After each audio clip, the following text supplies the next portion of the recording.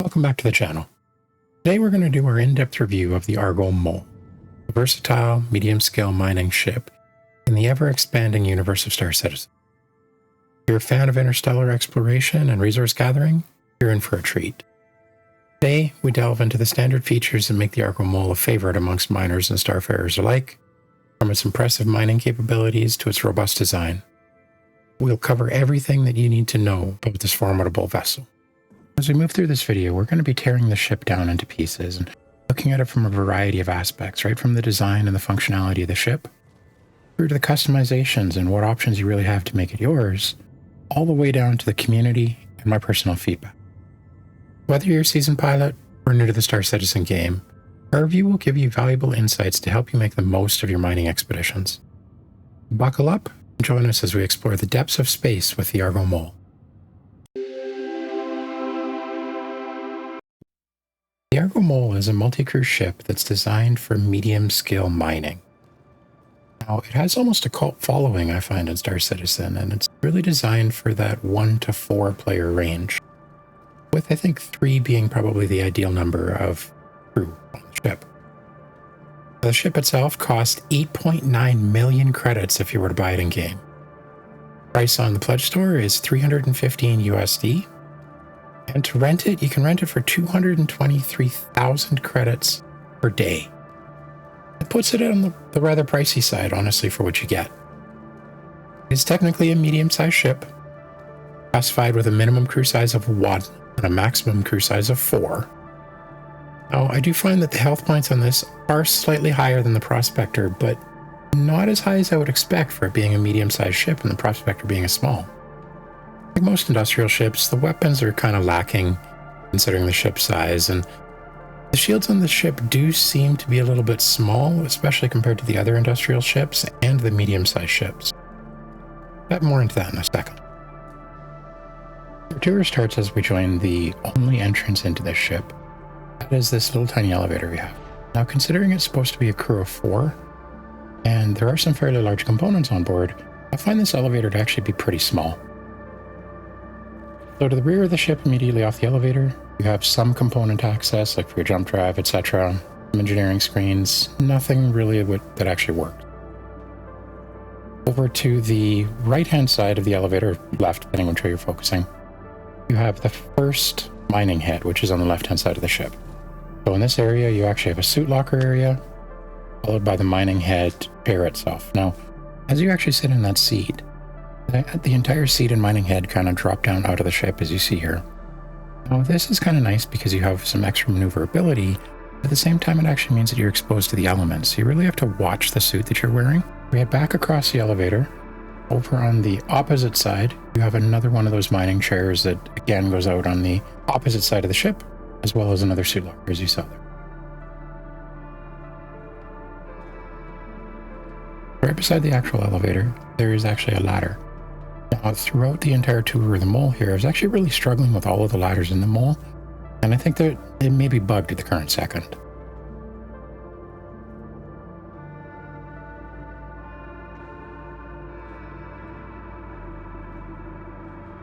As we walk towards the rear of the ship, we'll start the inside tour there. Here you're presented with another suit locker. We have 4 bunks, 1 for each member of the crew. There's a bathroom, although I couldn't actually open the door to the bathroom for some reason. Followed by another suit locker on the opposing side. The first one. This is kind of the common habitation area, so you've got a bit of a kitchen area. I think those are food preparation units, drinking units. Table to actually sit down to eat at. There's some more component access in this area, as well as a fire extinguisher.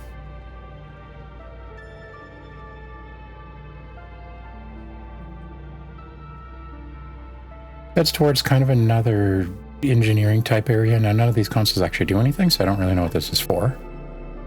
There is another ladder here that goes down to the mining head that's directly below the cockpit, as well as some more component access.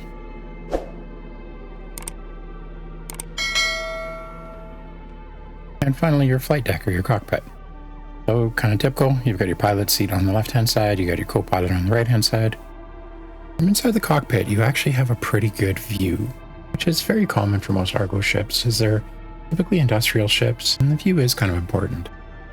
The MFDs I find are nicely tucked into the ship, and they really feel naturally part of the ship, as opposed to some other ships where they kind of feel like they stand out and they're a little bit more invasive. As far as interior features go, you've got bunk beds for 4, bathroom, 2 lockers for 4, eating and kitchen facilities. Also have 2 exterior mining rooms that house the outside mining lasers on either side. Both of those rooms happen to be exposed to the elements, so make sure that you actually have a suit capable of the planet that you're heading to. Within the ship itself, it is a little bit of a maze considering the size of the ship. There are 2 ladders. First one which takes you from the main component area into kind of the habitation and flight deck area. And then another that takes you from kind of a utility area right behind the flight deck down into the mining head that's located directly underneath the cockpit.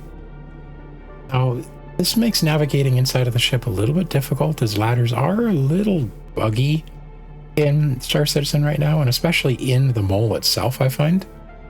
But it is bearable. On the exterior of the ship, it's typical Argo styling in the bright orange and the black. It really screams an industrial ship as soon as you see it. Now, entrance into the ship is done by a single elevator, which has its pros and its cons, but I do find the elevator to be a little bit small, especially for components and trying to fit 4 crew members on right now.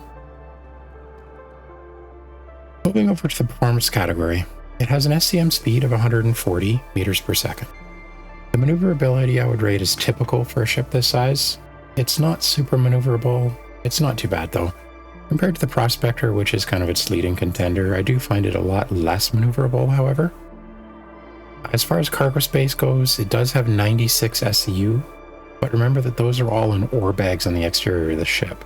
There's no technical grid inside of the ship to store your cargo on. Taking a look at the components, this I find very underwhelming for this ship.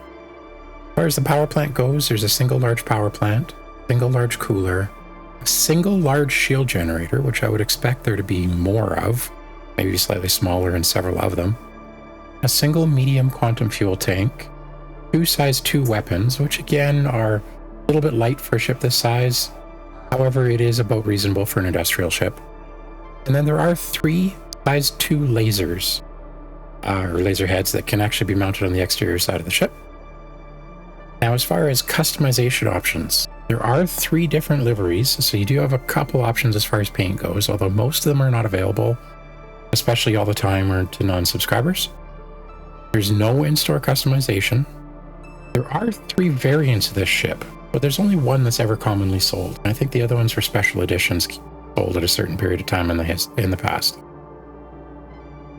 You can, luckily, customize the mining layouts, and that's really where I find that this ship excels as a solo player, because you can actually have 3 different mining layouts set up on the ship itself and switch between them as need be.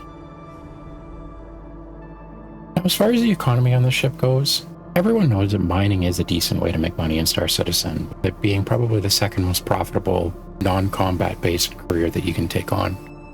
But at 223,000 credits per day to rent Mole, that's a bit steep, as that does take probably a couple of hours to pay back for most players, especially if you're trying to fly it solo. Now, at 8.9 million credits, actually purchase the ship outright so you don't have to rent it, that is incredibly expensive, and that does take a long time to pay back. So I would really suggest that you only really look at this ship as kind of a mid to end game when you want to really stack up and start using the multi-crew aspects of the game. As far as cost to operate, I mean, it is a medium ship, which means that it is a little bit on the more expensive side to run, especially compared to a starter ship. And the other thing to note is that mined goods that you do take off using the ARGO Mole, they require you to pay for refining, currently in game anyways, which does increase the cost, but it also does increase the profit that the goods actually get you. But taking a look at the community feedback about the ARGO Mole, it's actually quite interesting because people seem to fall in one of 2 categories. It does seem to have an almost cult-like following with older school players that really love the ARGO Mole. Like, I'm guessing there was a point in time where the funnest thing you could do was get a bunch of your buddies and go out and actually do some mining. Then you have a lot of the newer players which really don't get it, myself included. So it's a larger ship, it takes a lot more fuel to actually power, and it's kind of a pain to run as a solo player. Now, I've never tried it in a multi-crew fashion, in all fairness, so maybe it's a little bit different. But as I was researching what everyone else happened to actually say about the Mole, I really did find that people fell into one of the two categories. Now, the other problem with the ARGO Mole is that it really falls into a mining category, which seems to have been really abandoned by CIG for some reason. One of the oldest non-combat professions in the game, and the refining gameplay is really non-existent, so it's really half-built as it is.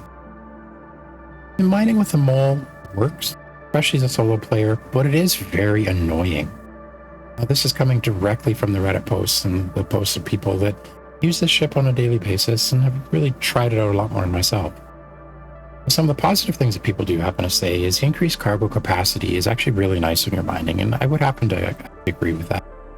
When you split that up with 3 players that are filling up the cargo bags at the same time, it actually does fill up pretty quickly. Now, the other thing that's really nice about the Mole is it is really great for the larger rocks, and it's also really good for clusters of larger rocks because you can have multiple people focusing on the same rock at the same time. The other thing is because of the size and the increase in the mining heads, you can actually be back a little bit further, so there's a lot less of a potential damage of your ship when the rock breaks. Before I give my personal opinion, please remember that I am a solo player. I do not play as part of a larger organization, and I very seldomly will actually play with another player, even just a single player. So my review is based on the viability of using the ARGO Mole as a solo player. Now, I know that there are a lot of people out there who actually do use the ARGO Mole successfully as a solo player. But really, it seems like people like to do it just because they like to do it, not because it actually makes sense to me. When I was going through and recording the game footage for this, I didn't like it. I actually was really not a fan of it, and I had to actually go back, re-rent it, and try again, just because I thought I was missing something. I couldn't understand how so many people could really like this ship, and yet I didn't like it, especially as a solo player. My biggest beef with it is it seems to be really bugged right now. So, for instance, as you're going from the pilot seat down into the center mining head, there's a ladder that you have to take. And I would have to take the ladder 3, 4, 5 times every single time that I tried to climb it, because I would just keep going back on the ladder when I hit the top. Now, this really takes away from the gameplay of trying to use the Mole. It's very frustrating, right? It's more time consuming. And what I found myself thinking over and over and over again is, honestly, I miss my prospector. Now, as I played with the Mole more and more, again, I was flying around solo trying to mine. I did actually get used to some of the quirks that were there, and I mean, I really do like the ARGO styling, and I really do want to like this ship, but it is still very frustrating. One of the most difficult things that I found was finding that perfect position to place the Mole in before you jumped out of the pilot seat, ran down the ladder, got into the mining seat. Once I got the hang of that, though, it did start to grow on me. All that being said, though, it feels like a ship that will be useful in the future, and it feels like it's part of a bigger thing that was planned for mining but just simply never built. In the current game today in release 4.0, I don't see a purpose for the Mole. Really, if I wanted to mine with multiple people, multiple prospectors would be a cheaper, more effective way to approach it. And I believe it's actually even more profitable because multiple prospectors can go out and find their own clusters, reconvening when they needed to actually break a larger rock. The ship that I'm actually really hesitant to give my rating on, because I feel like it's not really fair or doesn't really do the ship justice. Again, I do truly believe that this is a ship that will be amazing when the time comes. But today, as a solo player, rated in release 4.0, I unfortunately have to give the ARGO Mole a rating of 5.5. As I mentioned several times in here, the inconvenience of running around the ship and actually really moving around the ship as a solo player, as well as the fact that it's actually riddled with bugs. I feel like this ship will be great when it gets its golden pass, but until then, it's not really my favorite ship. That being said, it does score a little bit extra because I do really love the industrial ARGO feel on the bright orange, and really just the fact that all of the ARGO ships really kind of fit together. One day I would love to fill a hangar with just Argo ships just because I can do it. Again, I just really love the way that it looks. And I do give it a little bit of bonus points because I do think that there's more potential there than in most other ships. Most other ships, they are what you get, and that's it. Really, that's that. Thank you again for coming out for my review of the ARGO Mole, and a friendly reminder, if you haven't already, please subscribe to the channel. I do plan on doing more and more of these ship review videos, and if you subscribe, it'll make sure that you actually get notified when I do the next one. Thank you again, and I'll see you in the verse.